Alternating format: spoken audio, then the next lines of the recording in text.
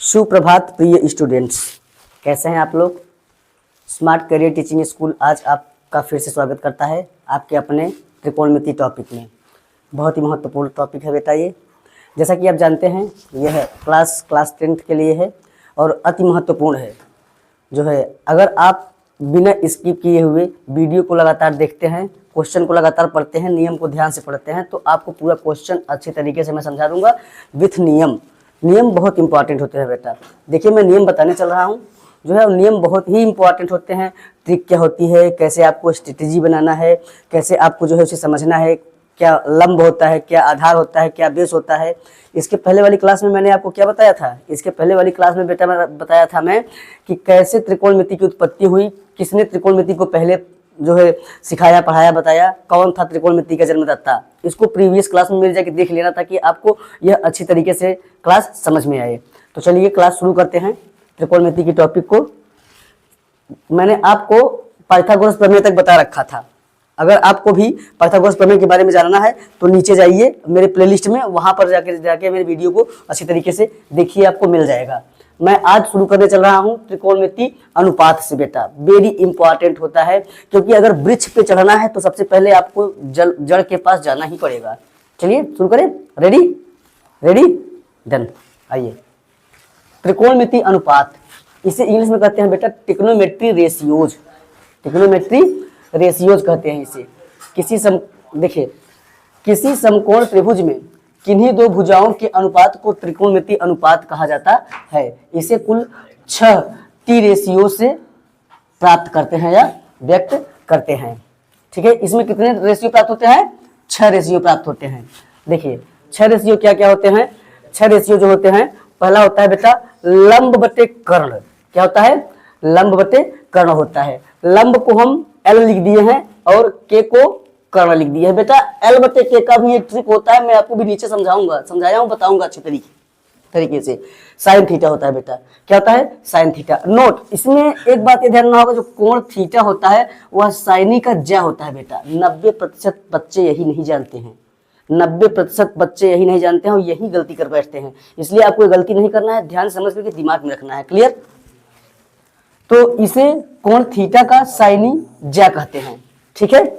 दूसरा बेटा होता है आधार बटे में कर्ण। आधार बटे में क्या होता है बेटा, कर्ण। ये होता है आधार बटे कर्ण बराबर होता है cos थीटा। इसे कोण थीटा का कोसाइनी या कोज्या कहते हैं। वेरी वेरी इंपॉर्टेंट बेटा, वेरी इंपॉर्टेंट, महा इंपॉर्टेंट भी कह सकते हो, कोज्या कहते हैं। ये दिमाग में, अगर ये नहीं सीखा तो त्रिकोणमिति नहीं सीखा। क्लियर।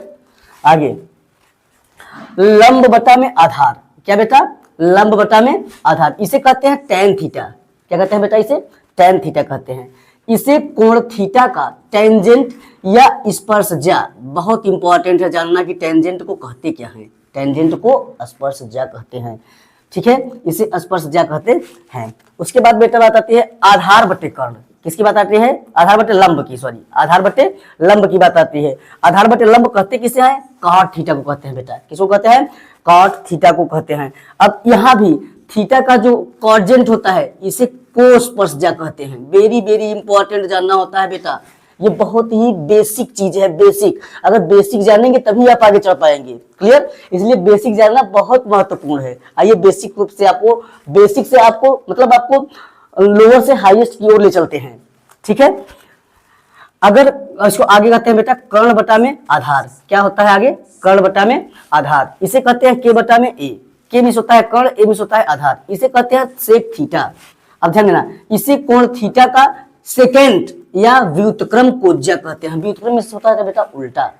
व्युत्क्रम जब क्या होता है, उल्टा होता है। ठीक है। उसके बाद बेटा आता है कर्ण बटा में आधार। क्या हो गया ना ये तो। उसके बाद आता है बेटा कर्ण बटा में लंब। लास्ट है 6वां नंबर, कर्ण बटा में लंब। कर्ण बटा में लंब को कहते हैं कॉसेक थीटा। इसे कोण थीटा का कोसेंट या व्युत्क्रम ज्या कहते हैं। कोसेंट या व्युत्क्रम ज्या कहते हैं। यह बहुत ही इंपॉर्टेंट होता है बेटा। ठीक है। अब कर्ण बटा में लंब, ये पूरी बात मैंने आपको यहां तक बता दी। ये बहुत इंपॉर्टेंट है बेटा जानना। इसके बाद नोट में क्या लिखा है, नोट में वह महत्वपूर्ण बात लिखी जाती है जो बेहद महत्वपूर्ण होती है, महा महत्वपूर्ण होती है कह सकते हैं आप। ठीक है। क्या कि कोण थीटा के सामने की भुजा, कोण थीटा के सामने की भुजा, कोण थीटा के सामने की भुजा जो कोण बनेगा यहाँ पर बेटा, इसके सामने की भुजा लंब होती है। क्या होती है? लंब। यहाँ पर कोण थीटा बन रहा है बेटा, अगर यहाँ पे कोण थीटा बन रहा है तो इसके सामने की भुजा ये होती है बेटा, आपको दिखाई दे रहा है ये राइट एंगल ट्रायंगल, तो ये क्या होती है? ये लंब होती है बेटा। लेकिन और एक बात और, जहां थीटा कोण बनता है इसके सामने की भुजा ये है, इसलिए ये क्या होगी बेटा? कर्ण होगी। इतना क्लियर हुआ? ये जानना बहुत जरूरी होता है, बहुत जरूरी होता है बेटा कि कहाँ किसके सामने कर्ण की भुजा होती है, किसके सामने लंब की भुजा होती है। तो स्पष्ट हुआ बात कि जहां कोण थीटा बनता है इसके सामने की भुजा लंब होती है, और जहां कोण 90 अंश लिखा होता है उसके सामने की भुजा कर्ण की भुजा होती है। और एक बात, जो कर्ण की भुजा होती है वह समकोण त्रिभुज की सबसे बड़ी भुजा होती है। इसे मैंने पाइथागोरस प्रमेय में बता रखा है। इस बात को मैं बार बार इसलिए रिमाइंड करवा रहा हूं क्योंकि यही इंपॉर्टेंट है, यही आपका बेसिक है, यही आपकी जड़ है। इसे समझ लेंगे तो आप निखर जाएंगे। जो मेहनत करेगा वो निखर जाएगा बेटा, और जो मेहनत नहीं करेगा वो टूट कर बिखर जाएगा। आगे समझ में त्रिकोणमिति आने वाली है नहीं, क्योंकि 11-12 में पूरा त्रिकोणमिति का जो है पूरा परिवार ही पढ़ा है। प्रकाश डाल लीजिए आप। क्लियर? आइए आगे चलते हैं। ध्यान देना, यहां मैंने आपको एक ट्रिक लिख रखा है, लाल बटा में कक्का, लाल बटा में कक्का। ये बेटा है हिंदी, मतलब यूपी बोर्ड वालों के लिए। और ये बेटा यहां पर देखो, पंडित बद्री प्रसाद बटा में हर हर भोले, पंडित बद्री प्रसाद बटा में हर हर भोले। हिंदी में भी लिख दिया ताकि आपको समझ में आ जाए। कैसे आएगा मैं अभी समझा देता हूं आपको, आप घबराइए मत। बिल्कुल एक एक चीज मैं आपको समझाऊंगा विथ एग्जांपल, उदाहरण के साथ बताऊंगा, और उदाहरण भी आपको समझाऊंगा अच्छी तरीके से। क्लियर? आइए, तो साइन थीटा बराबर क्या होता है बेटा? एल बटा में के। एल बटा में क्या होता है? के होता है। साइन थीटा बराबर क्या होता है? एल बटा में के। उसके बाद बेटा कॉस थीटा बराबर होता है आधार बटा में कर्ण, अर्थात ए बटा में के। टेन थीटा बराबर क्या होता है बेटा? यल बटा में ए, अर्थात लंब बटा में आधार। और बेटा कॉट थीटा बराबर होता है ए बटा में यल। सेक थीटा ए बेटा मतलब आधार बटा में लंब। सेक थीटा बराबर क्या होता है? के बटा में ए, के बटा में ए। वैसे ही कॉसेक थीटा बराबर क्या होता है बेटा? के बटा में यल होता है। क्या होता है? के बटा में यल होता है। क्या होता है? के बटा में यल होता है। ठीक है, इतनी बात समझ में आ गई है? ध्यान देना। उसके बाद क्या होता है बेटा? परपेंडिकुलर बटा में, ये देखिए चित्र में मैंने आपको लिया है और चित्र में समझाया भी है अच्छी तरीके से और बताया भी है। ठीक है, देखना, ये है एक राइट एंगल ट्रायंगल। अब आती है बात, सीबीएसई बोर्ड में कैसे दिया रहता है। सीबीएसई बोर्ड में लंब बटे आधार और कर्ण बटा ऐसा नहीं चलता है बेटा। तब क्या चलता है? वहां चलता है पंडित बद्री प्रसाद बटा में हर हर भोले। हर हर भोले का मतलब होता है पी बटा में एच। यहां ध्यान देना, साइन थीटा बराबर क्या होता है? पी बटा में एच। परपेंडिकुलर बटा में हाइपोटेनस। क्लियर? कॉस थीटा बराबर बेस बटा में हाइपोटेनस। tan थीटा बराबर perpendicular upon base. Cot theta बराबर base upon perpendicular. Sec theta बराबर एच बटा में पी, अर्थात हाइपोटेनस के बटा में बेस। कॉसेक थीटा बराबर एच के बटा में पी, अर्थात हाइपोटेनस के बटा में परपेंडिकुलर। बेटा बहुत इंपॉर्टेंट होता है, इस चीज को मैंने लिख रखा है। एल या पी को किससे नोट करेंगे? लंब से। के या एच को किससे नोट करेंगे? कर्ण से। ए या बी को किससे नोट करेंगे? आधार से। अब बेटा मैं आपको जो है एग्जाम्पल की तरफ ले चल रहा हूं और एग्जाम्पल को बताता हूं कैसे आपको हल करना है एग्जाम्पल की तरफ। हाँ, तो एग्जाम्पल के साथ मैंने आपको बताया ना कि एग्जाम्पल देखिए कैसे बताता हूं। एग्जाम्पल मैंने ले रखा है, यदि tan b बराबर अंडर रूट में 3, करड़ी में 3 हो तो साइन b और कॉस b का मान पूछ रहा है बेटा आपसे। ध्यान देना, सबसे पहले हम समकोण त्रिभुज का एनालिसिस करते हैं। तो एनालिसिस में हमने क्या पाया कि ये है बेटा आपका कर्ण, और ये है बेटा आपका लंब, और ये है बेटा आपका आधार। इतनी बात क्लियर हुई? ध्यान से देखिए, जो बातें जहां आपको नोट करनी है कॉपी में, वहां पर मोबाइल मतलब कि वहां पर वीडियो को पॉज कर दीजिए और उसका स्क्रीनशॉट ले लीजिए और कॉपी में अच्छी तरीके से उसको नोट कर लीजिए। क्योंकि पढ़ना बड़ी बात नहीं होती है, दिमाग में रखना, कॉन्सेप्ट को क्लियर करना है तो दिमाग में रखना है। That's what clear? आइए, तो सबसे पहले हम जानेंगे tan ए बी जो इसका एंगल है, कोण है, बराबर होता क्या है? होता है बेटा लंब बटा में आधार। क्या होता है? लंब बटा में आधार। तो बेटा मान क्या मिला हुआ है? अंडर रूट 3 के बटा में 1, अर्थात ये है आपका लंब और ये है बेटा आपका आधार। बेटा इसके कुछ बटे में नहीं था इसलिए हमने क्या मान लिया? आधार मान लिया। ठीक है, चलिए तो लंब बटे आधार होता है। हमें आपको बताया था ना कि जब भी आप त्रिकोणमिति हल करना प्रारंभ करेंगे सबसे पहले आपको पाइथागोरस प्रमेय चाहिए तो चाहिए।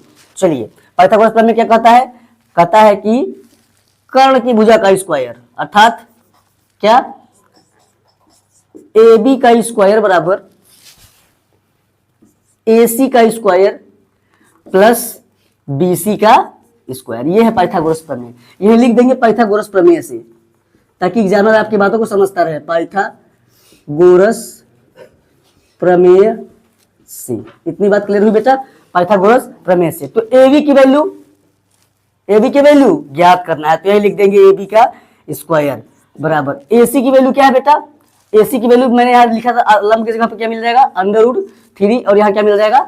1। ठीक है, तो √3 का स्क्वायर प्लस बी सी की वैल्यू क्या है बेटा?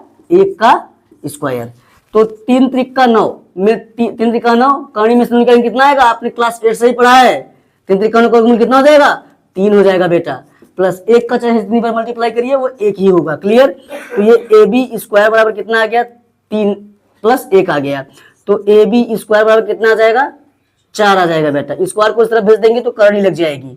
तो ए बी बराबर क्या हो जाएगा आपका मान? करड़ी में 4। अब 4 किसका वर्गमूल है बेटा? 2 का। ये ए बी की वैल्यू फाइंड हुई। ए बी कहाँ है? यहाँ पर। यही है ए बी ना, तो यहाँ हमने 2 लिख दिया। अब जो मान पूछ रहा था बेटा उसे लिख लेते हैं। ठीक है, उसे मान को लिख लेते हैं। पहला साइन बी। साइन बी मतलब क्या होता है? लंब बटा में कर्ण। इसीलिए बताया था कि वो आपको याद, अनुपात अगर याद कर लिए तो कोई भी वैल्यू आपकी गलत नहीं होगी, कोई भी वैल्यू आपकी गलत नहीं होने वाली है। इसलिए आपको अनुपात याद करना मोस्ट इंपॉर्टेंट पड़ जाता है। क्लियर? याद कर लेंगे। आई होप आप अच्छी तरीके से याद कर लेंगे, याद करके सुना देंगे। ठीक है, तो साइन थीटा क्या होता है? लंब बटा में होता है बेटा कर्ण।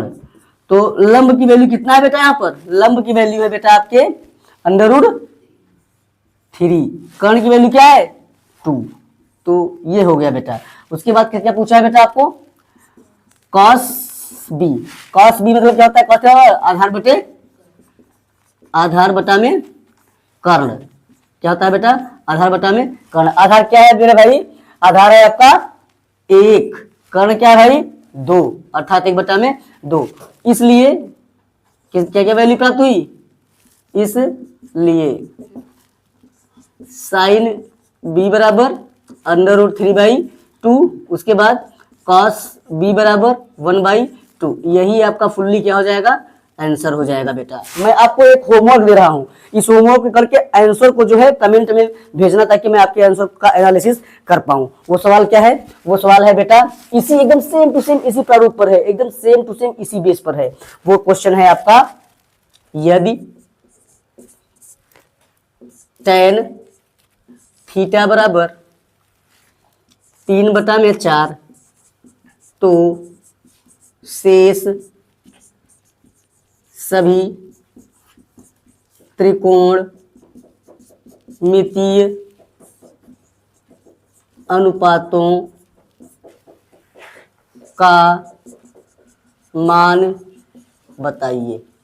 ये सवाल है बेटा। सवाल मैंने आपको दे रखा है, उस सवाल को आप बेहतरीन तरीके से घर पे लगाइए। आप कमेंट में जो है इसका आंसर दे दीजिए। बेटा ध्यान रखिएगा, मेहनत अत्यंत आवश्यक हो जाती है। अगर आप बैठे रहेंगे सोच समझ करके तो कुछ होने वाला नहीं है, कुछ भी होने वाला नहीं है, क्योंकि महा इंपॉर्टेंट है। त्रिकोणमिति 12 नंबर का आएगा। ठीक है, इसलिए आई होप स्टूडेंट्स ये क्लास आपको बेहतरीन लगी होगी। अगर आपको बेहतर से बेहतरीन बनाना है तो पूरे टॉपिक को अच्छे से कॉपी में नोट करके उसे रोज रिवीजन करना है। रोज रिवीजन इसलिए करना है, जब रोज पढ़ेंगे तभी समझ में आएगा। क्योंकि करत करत अभ्यास ते जड़मति होए सुजान, जैसे रसरी आवज जात सिल पर पड़त निशान। अगर आप भी लगातार मेहनत करते रहेंगे तो त्रिकोणमिति क्या है, आने वाले क्लासों में जो अपर क्लासेज हैं वहाँ की भी त्रिकोणमिति आपको अच्छे तरीके से समझ में आएगी। और इसी तरीके से कल मैं इसके आगे का जो पार्ट है सर्वसंख्या उसे लेकर के आऊँगा और बेहतरीन तरीके से बताऊँगा। ठीक है, थैंक यू, धन्यवाद।